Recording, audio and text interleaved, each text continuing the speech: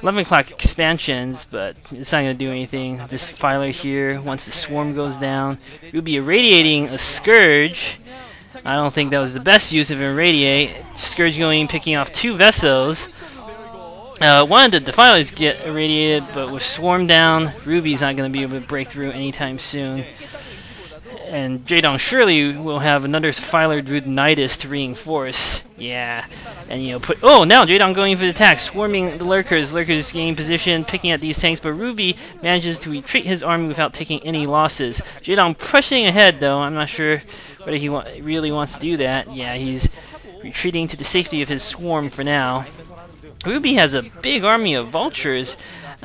Maybe you should send these to like Jaedong's Natural or something and just try to pick off some drones. You can just run past any defenses and try to do some economic damage. That is a lot of vultures. Looks like Jaedong again going for the attack on Ruby, but his M&Ms are getting slaughtered left and right. Plague all over them.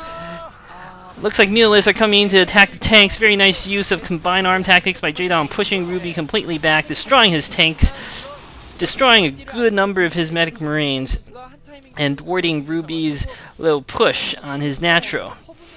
Now Ruby's moving out with his massive vulture army.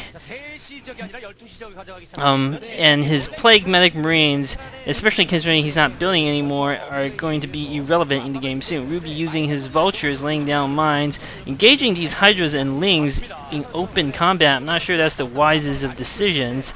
Now Ruby bringing even more vultures. He's going to be able to, I think, clean up this force of Hydras, but he's lost most of his vultures. No, not even that. Looks like basically he traded maybe a control group and a half of vultures for an equal number of Hydras and Lings, maybe.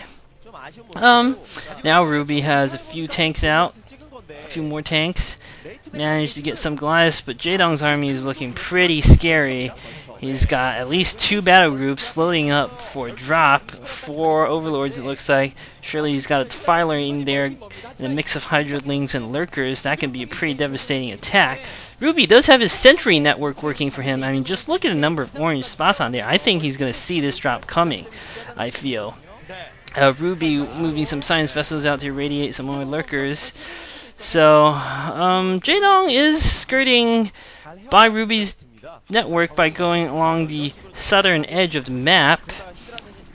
But if he continues along his path, he's just going to run into Ruby's new expansion at 9 o'clock. I mean, he can drop that and stop that from coming up, but bit of a waste of such a nice drop. I mean, just sending a few Lings over there would accomplish the same thing. And now Jaedong is massing up some units at the 11 o'clock.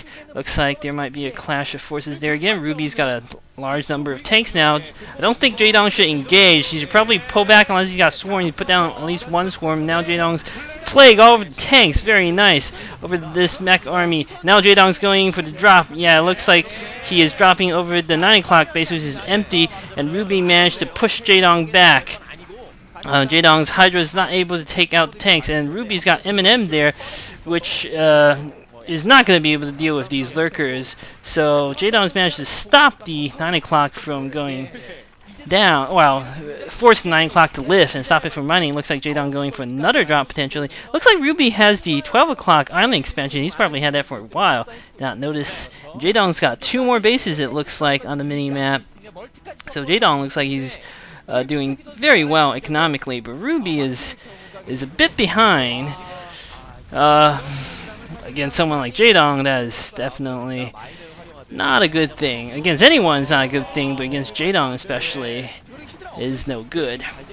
The one advantage Ruby seems to have is he's relentlessly engaging his Jaedong army along that northern corridor, and now Jaedong dropping again at Ruby's inside expansion here on this cliff with a clutch swarm on the ramp and some more plague all of these mech units.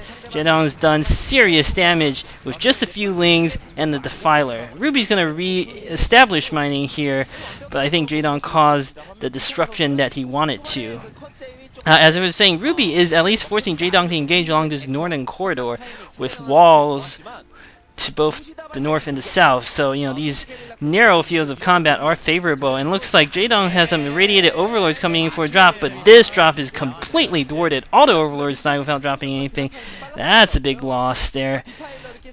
So Jaedong did not want to suffer that loss. There are quite a few turrets at the 12 o'clock position, but I think Jaedong can drop, as long as he drops even a few lings, he'll be fine. Yeah, he's dropped a few. Oh, it's not island expansion. I thought that was island expansion for some reason. So Jaedong's going to be able to stop that base from mining. Now Jaedong pushing ahead with a large army of lings and hydras. I don't think he's going to be able to accomplish too much in terms of actually breaking through. I think he just wants to delay Ruby's army and make sure he finishes off the 12 o'clock base, or at least stop that from mining for as long as possible. Ruby's countering at an inside base, inside 7 o'clock base of Jaedong, and he's going to take that down. Jaedong's push is more or less stopped at this point. So Ruby is putting up a surprisingly good fight against Jaedong. I figured Jaedong might have won this game at this point. Jaedong still has a pretty significant advantage, both in terms of economy and his general multitasking. You can see that Jaedong is quite a bit better, attacking all of the map at different locations. But Ruby is holding his own. The one thing is, looks like Jaedong still has a mutalisk, which he's bringing in just to attack, again, this inside 9 o'clock position. Jaedong is very good at disrupting Ruby's economy this entire game. The 12 o'clock position looks like it's been completely abandoned. Ruby looks like he's probably only mining from one base at this point. Ruby's going to try to push at Jaedong's 9 o'clock base, even if he takes this down, which is unlikely, I think, because Jaedong's just going to flank from the north and south. It's not going to matter too much for Jaedong. So there's a attack coming. Vultures engaging, tanks engaging lurkers, vultures attacking the lings, swarm going down, swarms all of the tanks, and this attack force from Ruby is going to get cleaned up. I think that's his main expedition. Oh, never mind! Ruby still has a massive, absolutely massive tank army that he's going to barrel down on Jaedong's 9 o'clock position. But he doesn't have anything to escort it. No vultures, he's got a few Goliaths, but these tanks are just going to get clobbered by these lings. Great swarms coming from Jaedong, and just a handful of lings utterly destroying these siege tanks. Ruby's lost the vast majority of that incredible army that he had. Now he's down to a few siege tanks and a few Goliaths, and Jaedong caused the damage far disproportionate to the amount of resources invested. Jaedong couldn't have used more than a dozen or so lings and a few defilers. Now Jaedong trying to drop all of these tanks. That's not working that well. He's lost. No, he managed to get a swarm down with these lurkers. He's going to pick off all the tanks. GG coming from Ruby.